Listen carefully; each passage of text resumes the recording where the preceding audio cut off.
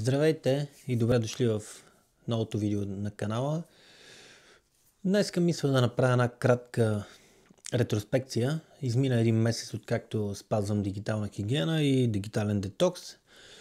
Седнах и си написах на едно листче с химикалката нещата, които ми направиха впечатление и просто искам да ви ги споделя. Първо, относно социалните мрежи, спрях да ги използвам почти тотално. Заложил съм си едни 10, не 15 минути на ден, които почти никога не успявам да ги достигна, което си е успех, като си има предвид, че преди това доста време прекарвах там. Силно впечатление ми направи това, че няма никакви импулсивни пазарувания. Нямам нищо в нито една кошница, никъде заложено, а дори да има, то е нещо, което ще ми влезне в употреба и ми трябва. Тетрадки, химикалки, други неща, които аз използвам, но няма ненужни вещи, които просто купувам и седят вкъщи, ползвам ги веднъж или въобще не ги ползвам. Другото, което ми направи впечатление е, има по-малко хаос в главата ми. Сякаш съм една идея по-фокусиран и като изключих това скринване по цял ден, това скролване и времето, което прекарвам пред екрана, станах доста по-фокусиран. И някак си освободих място за други неща, които са ми важни, като сещам се още, даже това първото мога да го спадна даже към финансова дисциплина, защото в крайна сметка всичко, което се купува, е свързано с финанси и малко или много човек влиза в някакъв преразход за неща, които не са му нужни. Относно второто, да го кажа малко така по-научно, остава ми повече време за реалния свят. Физическия. Той, в който общуваш с хора, отделяш време за себе си, за някакви активности. Върнах се към спорта. Като казвам върнах, имам предвид редовно, регулярно. Почнах да намирам време да си готвя нещата, които искам.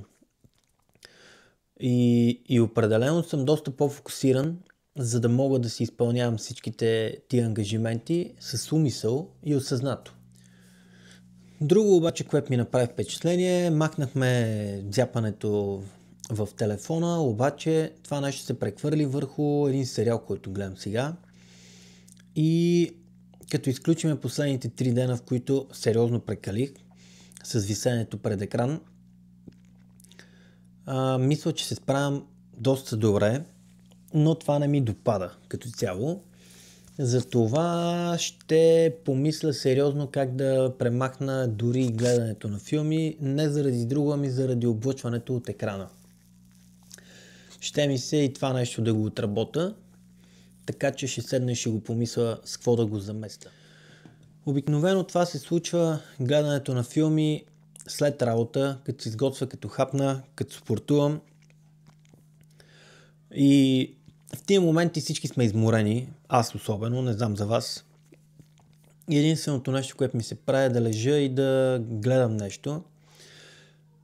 И възнамерявам, въпреки че чета една книга, заради тия филми я оставих малко в страни, просто възнамерявам да се върна към нея, малко на инат в началото, докато се превърне в навик и я захапа, така че да ми стане интересна. Така мисля да подхода тази седмица, която идва, като даже предстои ми пътуване, ще се прибера в България за малко.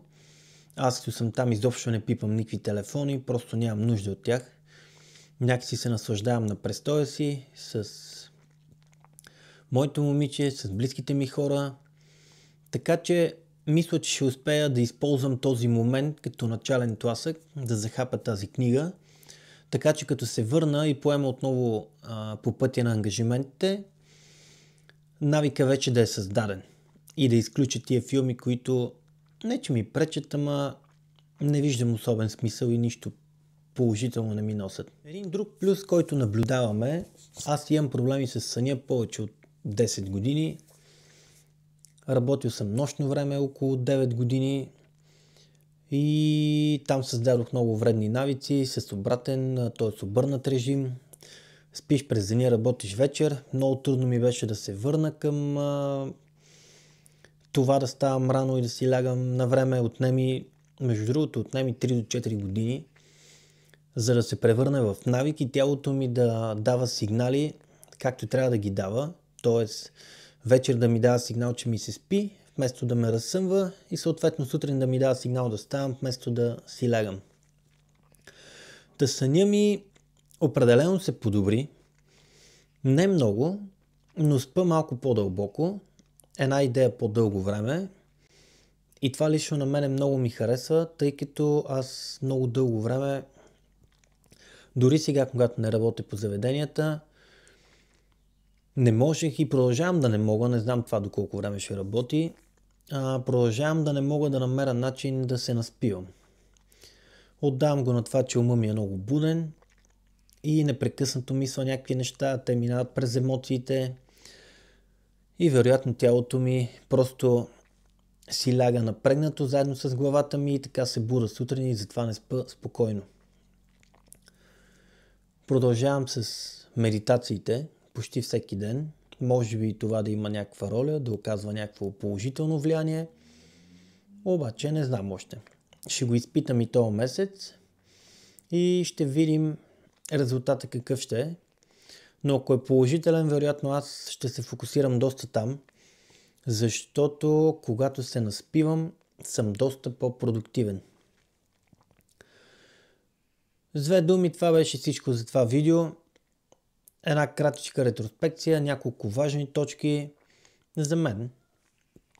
И аз съм щастлив от това, че не се отказах. Щастлив съм от това, че продължавам, макар и така малко криво-ляво. Ще намеря начин да спазя точно такъв тип дигитална хигиена, каквато искам аз. Просто ще ми отнеме малко повече време. Благодаря ви за вниманието и до следващия път.